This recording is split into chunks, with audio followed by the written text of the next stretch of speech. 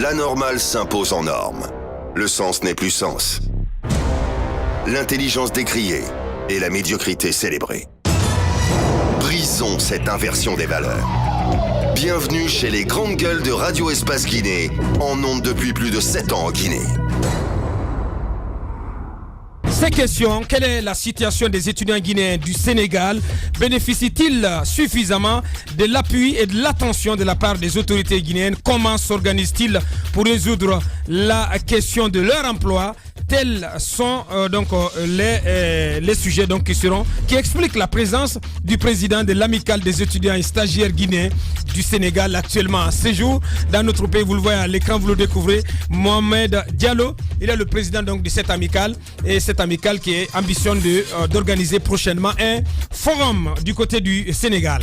Si le temps nous permet, on fera un tour dans le Sankaram avec Mohamed Sita Sissé qui patiente, qu'on va essayer d'appeler vers la fin pour nous parler de l'installation ce dimanche de l'autorité morale de Farana à Conakry. Qu'est-ce que ça veut dire, de quoi ça retourne? En tout cas, cérémonie prévue le dimanche matin au Palais du Peuple sous l'égide du président de l'Assemblée nationale, Mohamed Sita Sissé, connu sous le nom de Citanium.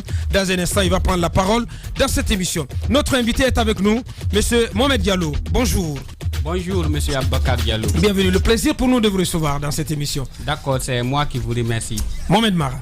Alors, vous êtes en Guinée dans le cadre d'une série de prises de contact avec les autorités à plusieurs niveaux, parce que vous projetez d'organiser très bientôt, dans les prochains mois, un salon de l'emploi du côté du Sénégal. Mais sommairement, est-ce que vous pouvez nous présenter l'amicale des jeunes étudiants et stagiaires de Dakar? Des Guinéens du Sénégal.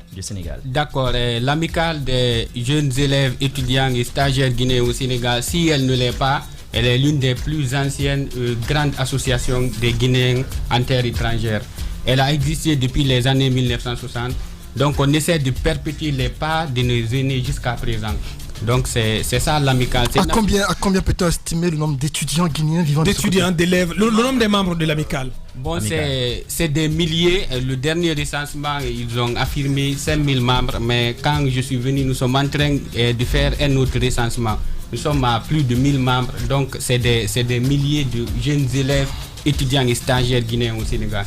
Est-ce qu'il y a un pont, Basseko, si tu permets? Est-ce qu'il y a un pont? C'est vrai que vous êtes là-bas, vous avez cette amicale. Quel est le pont, la relation, je veux dire, entre vous et les autorités guinéennes? Comment se passent les choses? Est-ce que quand vous êtes dans le besoin, par exemple, il y a de l'assistance? Comment se passent les choses réellement?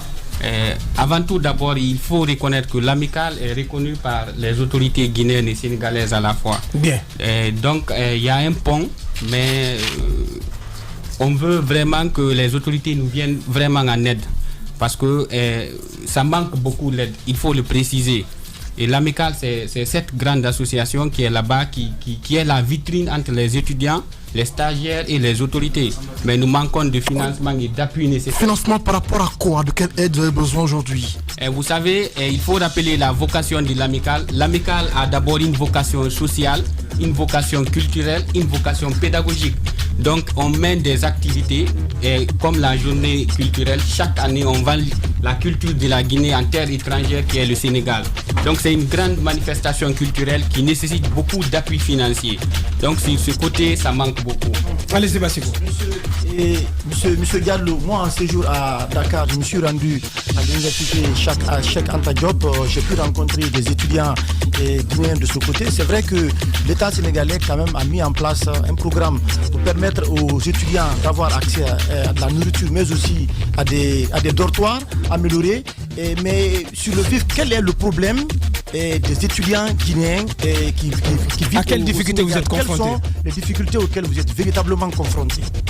Nous sommes plus confrontés à des difficultés d'ordre de logement et parfois la cherté de la vie du côté de Dakar. C'est vrai, les autorités sénégalaises ont fait une facilité administrative. Aujourd'hui, c'est seuls les Guinéens qui s'inscrivent au même prix que les Sénégalais. Mais c'est la licence pour les institutions d'enseignement public, je précise, c'est à 25 000. Et pour le master à 50 000 et le doctorat à 70 000. C'est le même prix que payent les Sénégalais. Alors un mot sur le forum en une minute. Le forum que vous comptez organiser prochainement. Donc le forum de l'emploi, on a constaté malheureusement il y a une fuite de cerveau qui s'obtempère du côté de Dakar. Chaque année, il y a des milliers de personnes qui partent là-bas pour des raisons réellement pédagogiques. Mais quand ils finissent de faire leur formation, ils ne reviennent pas vers le pays. Donc nous sommes venus, nous avons dit, si on organise un forum, il y a l'intelligentsia qui se trouve du côté de Dakar là-bas. Ça sera une opportunité d'insertion professionnelle pour ces gens de revenir. Parce qu'aujourd'hui, il y a les entreprises qui sont là, qui ont besoin des compétences où on forme à Dakar. Donc ça sera d'abord une opportunité pour les étudiants à avoir des emplois et éventuellement faire des start-up.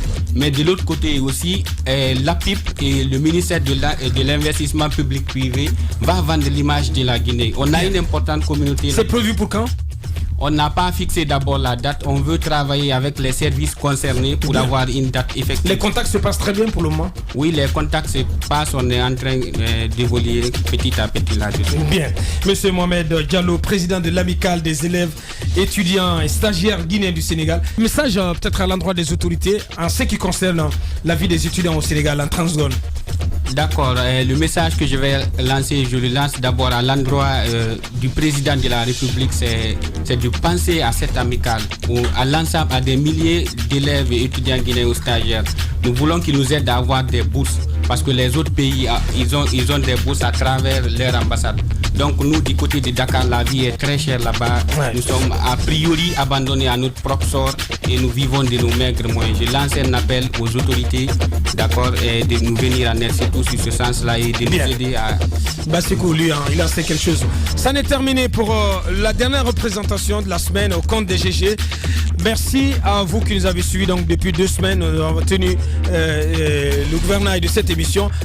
On va céder donc le fauteuil dès lundi au patron donc, qui a fait son retour. Le turbo qui sera aux commandes dès lundi. Merci à toute l'équipe, à tous les chroniqueurs. Merci également à l'équipe de cadrage, Awal et toute son équipe. Merci aussi à Madousso, Mamoudou Kondé, le colosse, notre ingénieur de son Nalaï Sidibé. Le plaisir a été pour nous de vous servir. On se reprend lundi. Portez-vous bien, au revoir.